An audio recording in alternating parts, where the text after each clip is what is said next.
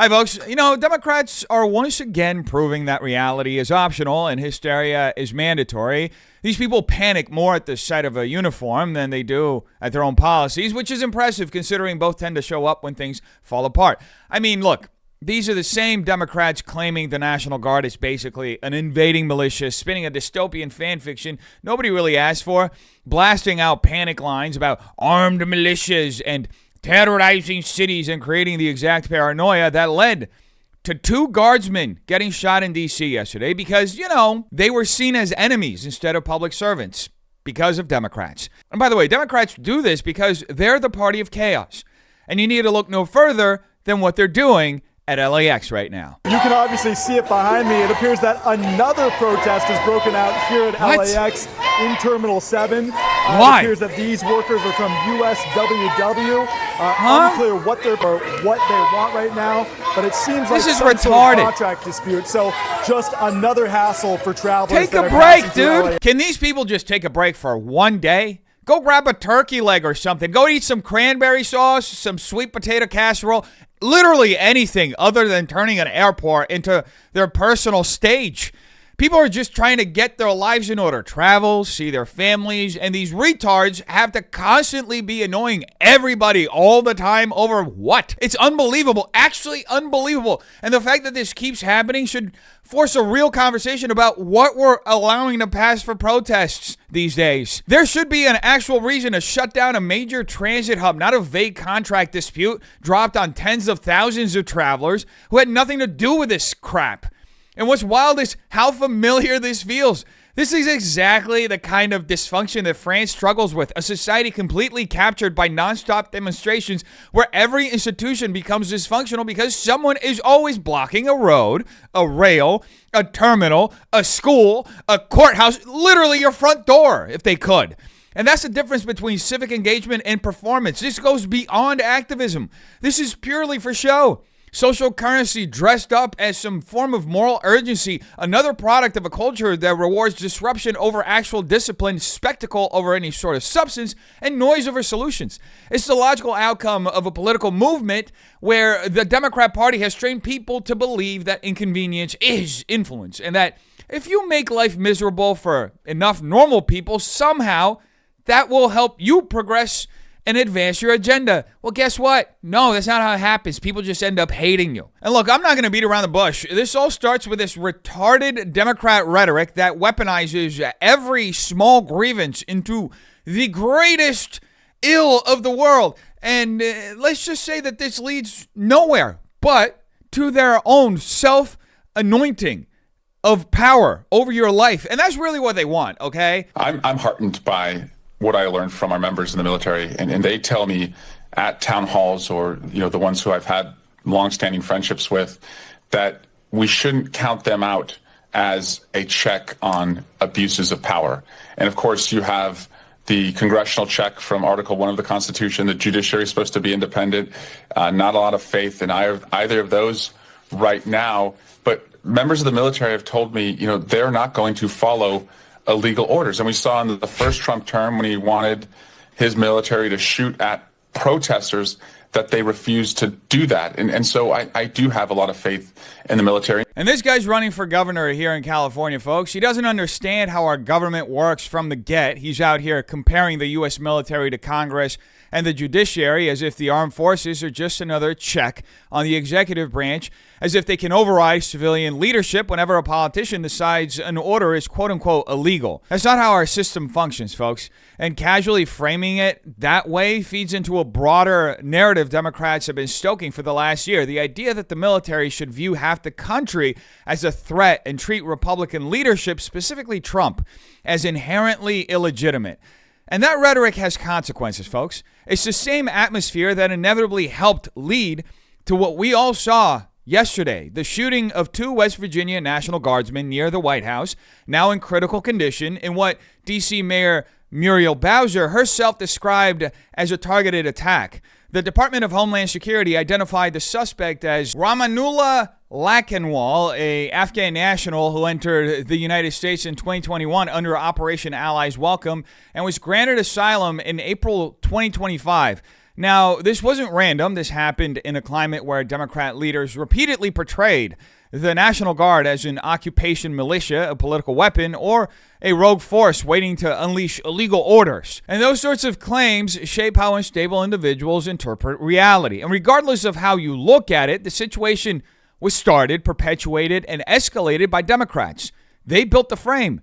They supplied the narrative. They blurred the lines between political disagreement and moral emergency. And now our service members are paying the price for a worldview that treats institutions as weapons, opposition as some form of tyranny, and rhetoric as a substitute for actual responsibility. But perhaps the greatest act of treason from Democrats in the situation happened between 2021 and 2023 when they gaslit the American public, trying to convince us that the 70,000 Afghans they were bringing into the country were being properly vetted. I can absolutely assure you that no one is coming into the United States of America who has not been through a thorough screening and background check process. And there are many individuals, as you noted, who have not been through that process, and they have gone to lily pad countries as that process has been completed. It doesn't mean that that's because there's a flag. It means they have not completed their paperwork, and we were working to save tens of thousands of people. Hence, we evacuated them to these third countries. It's so interesting how every single statement made by a Democrat in history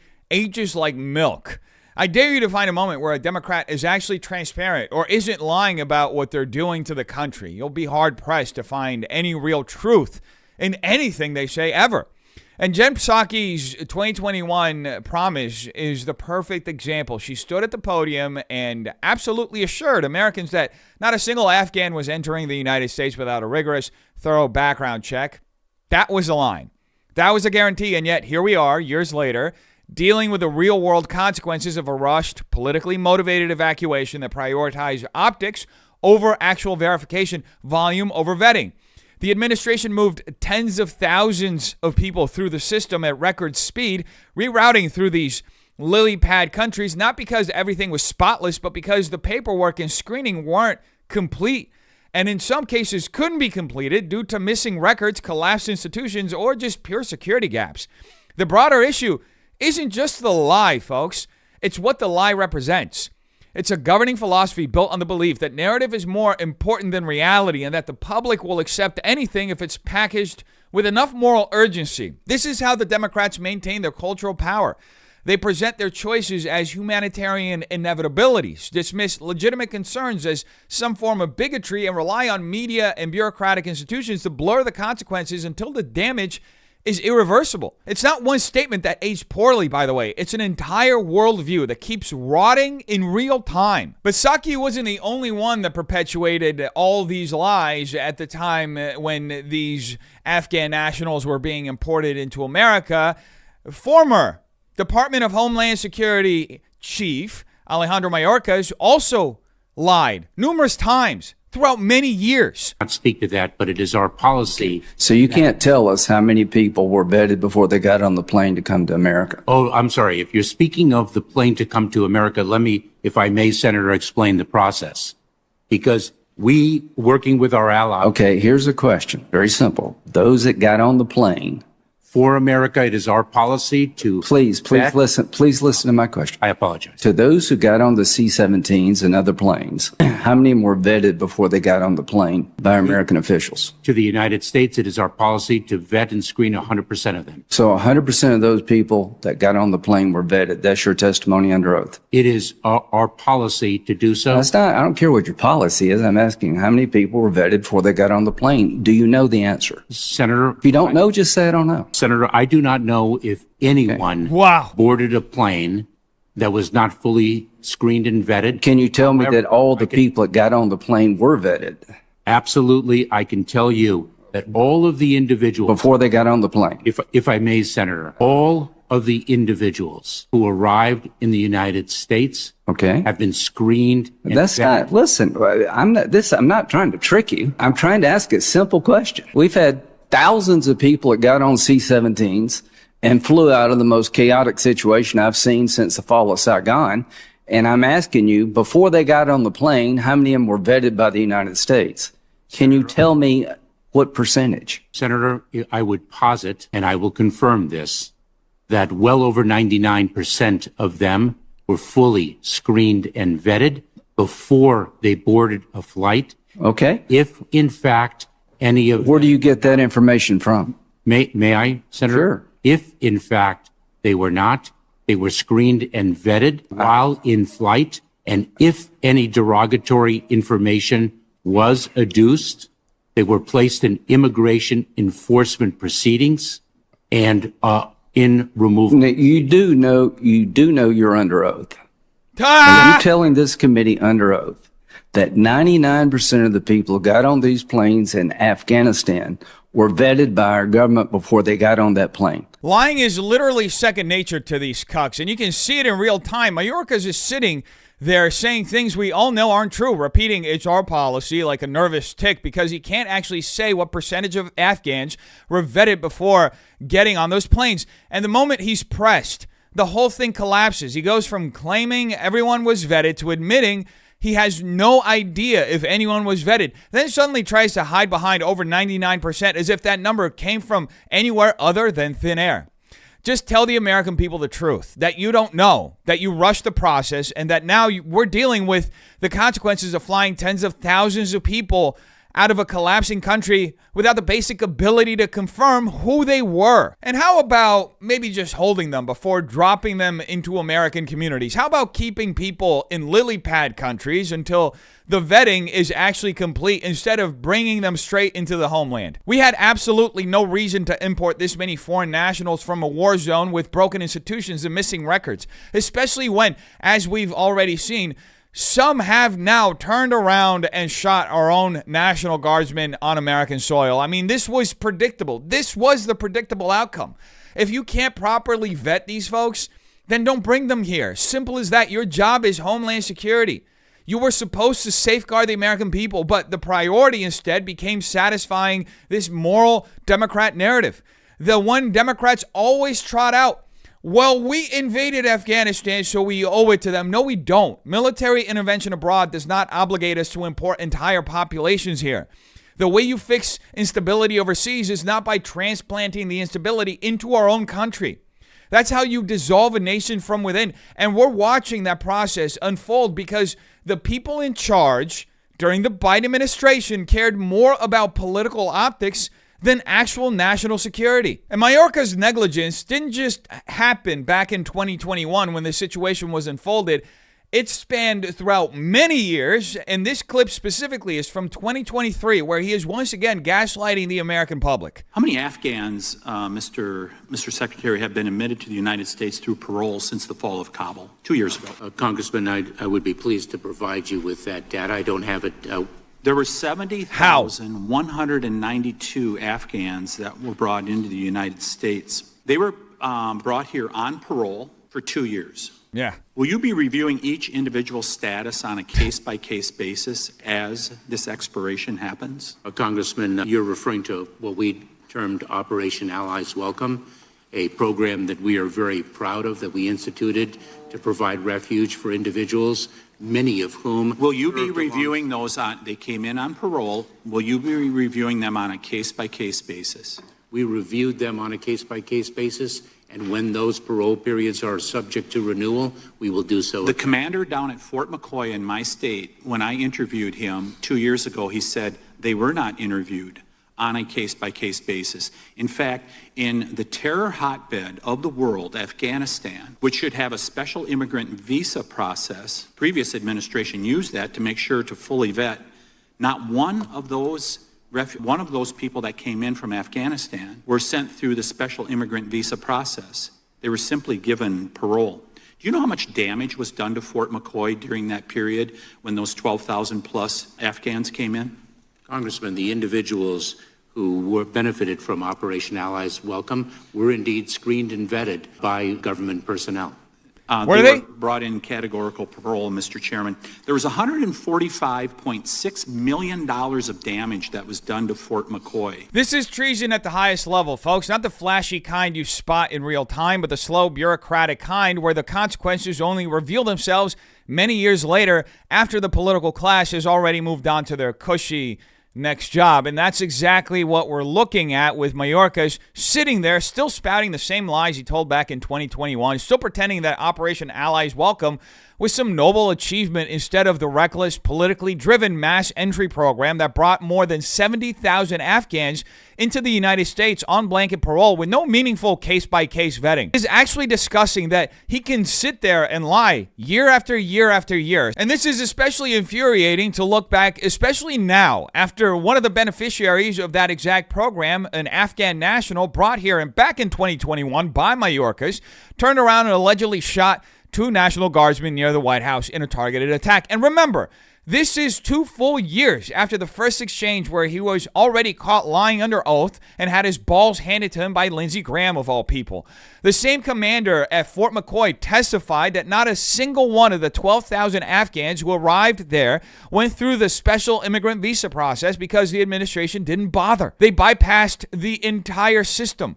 They used categorical parole rather than individualized review. And the result was $145 million in damage to the base before those individuals were dispersed across the country. This isn't just incompetence, folks. It's a worldview. A globalist ideology that treats the American public as collateral damage, that prioritizes optics over security, and that redefines compassion as importing instability until the country itself fractures. Mayorkas says he's proud of this program, proud of the lies, proud of the shortcuts, proud of the risks he forced onto the American people. And that's the real act of treason here, choosing the narrative over your nation and doing it with a smile while the consequences fall on every American but him. This individual appears to be from Washington State. It appears that he immigrated here into the United States in 2021 as part of the operation to bring Afghanis who had worked with or assisted the United States government over into this country as Afghanistan was beginning to fall. The Special Immigrant Visa Program, SIV program. Right, exactly. This was the Allies Welcome program. He applied for asylum under that program and was granted that asylum in April of this year, although he's been here, it appears, since 2021. So that sets this in a place where the FBI is going to be looking at what was the vetting that was done prior to his arrival here. When he settled in Washington, what has been his activities here in the United States? What brought him to Washington? How long has he been there? But it's going to give them a better direction at this point as they try to get from who is this individual, which they believe they've established, to what is his motive. Now, a number of motives could come up there. One could be that he was disenchanted in the United States. Another could be that he was angry at the U.S. military or felt betrayed and came upon people in uniform when he traveled to Washington. Or it could be something altogether different. And there you have it, folks. I mean, there's no denying this now. There are real consequences to bad policy. And look, we need to have a conversation about Democrats because this sort of reckless behavior is actually putting American lives at risk. The Afghan national accused of shooting 2 National Guardsmen didn't appear out of thin air. He entered the country through Biden's Operation Allies Welcome program in 2021, a program sold to the public as a humanitarian necessity, but implemented with almost no guardrails, no real verification, no accountability. As we saw, Mayorkas couldn't answer a single question without lying. He applied for asylum under that umbrella and was granted it this past April, even though he had already been living here for years without the government having a firm grasp on who he actually was, what his background involved, or what his intentions were. And now the FBI is scrambling to figure out his motives, whether he became disenchanted with the United States, whether he was harboring resentment toward the military, or whether something else entirely was driving him. Questions that should have been answered before he ever even stepped foot on American soil. This is the cost of rushing a mass resettlement operation during a chaotic withdrawal, of prioritizing optics over national security, and of refusing to acknowledge that vetting isn't optional, it's foundational for processes like this. When you shortcut that process, you don't just gamble with policy, you gamble with American lives.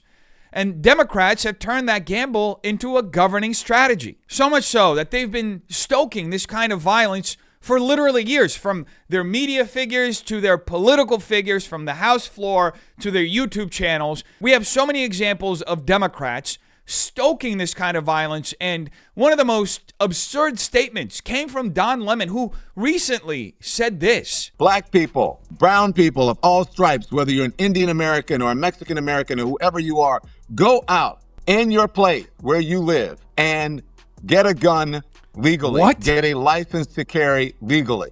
Because when you have people knocking on your door and taking you away without due process as a citizen, isn't that what the Second Amendment was written for? How the turntables have turned. Democrats, people who built their entire political identity on being anti-Second Amendment, are now out here openly calling for armed resistance against federal troops. It's crazy that this is what the party has devolved into. It's actually insane. It's embarrassing, honestly. Democrats used to at least pretend to be principled, and then at some point, everything just snapped. I think it was around the time Biden DEI'd Kamala into becoming the presidential nominee last year. Something just broke in their collective brain, and from that moment on, it was like they all got permission to abandon every line of reason. And now they're literally calling for violence, saying things they wouldn't have dared utter 4 or 5 years ago.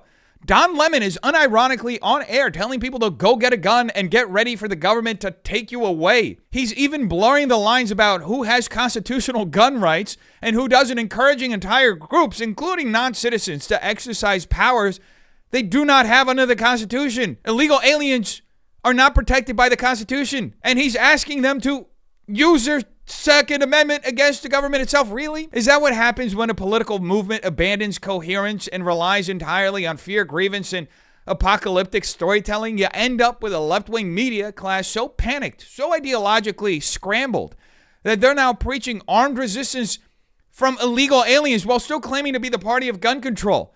It tells you everything about the moment we're currently living in. The rhetoric of the left is just unmoored. Their institutions are collapsing in real time.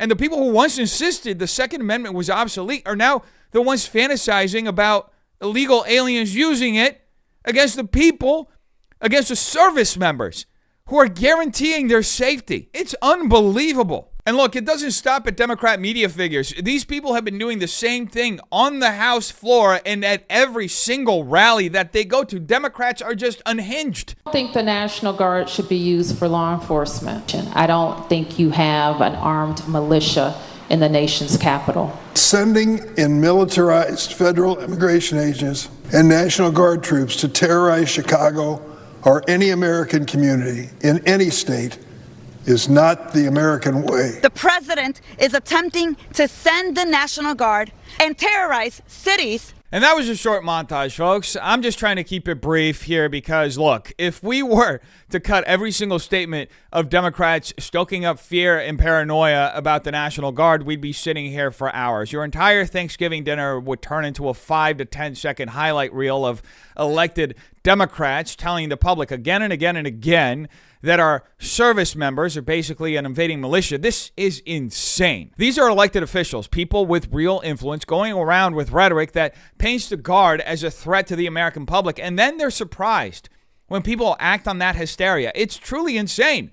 And this isn't happening in a vacuum, by the way. It's the direct result of a political culture where Democrats treat every institution it doesn't control as inherently dangerous, where federal agents become terrorizers, where troops sent in to stabilize chaos are framed as oppressors, and where fear becomes a governing strategy. This is how you create an environment where the public no longer sees the National Guard as protectors, but as something to resist. And when leaders keep repeating that narrative over years across every media platform they dominate, they're not just engaging in partisan messaging, they're reshaping how Americans perceive authority, legitimacy, and force. So no, it's not shocking that we're watching the consequences spill into real life. What's shocking is that the people responsible pretend they had nothing to do with it. It truly is unfortunate that we have a party that hates America as much as the Democrats do, a movement so invested in tearing down the country from within that they manufacture the chaos and then immediately point the finger elsewhere the moment it detonates in their hands. This story has repeated itself so many times this year that, honestly, I've personally lost count, and yet the pattern keeps getting clearer. This is a political class that creates instability, feeds hysteria, erodes trust in every institution it doesn't control, and then lectures the rest of us about democracy. So, folks, the question at hand is, how long are we supposed to pretend this is normal? How long do we tolerate leaders who treat national decline as a strategy rather than a warning? And at what point do ordinary Americans start recognizing the script, rejecting the narratives, and refusing to be gaslit by people who profit from confusion and fear? If nothing else, let this moment remind you to question more, trust less from Democrats, and stay grounded in reality rather than rhetoric. Anyway, you tell me what you think in the comments down below. Hope you have a terrific Thanksgiving. I'll see you tomorrow. Peace.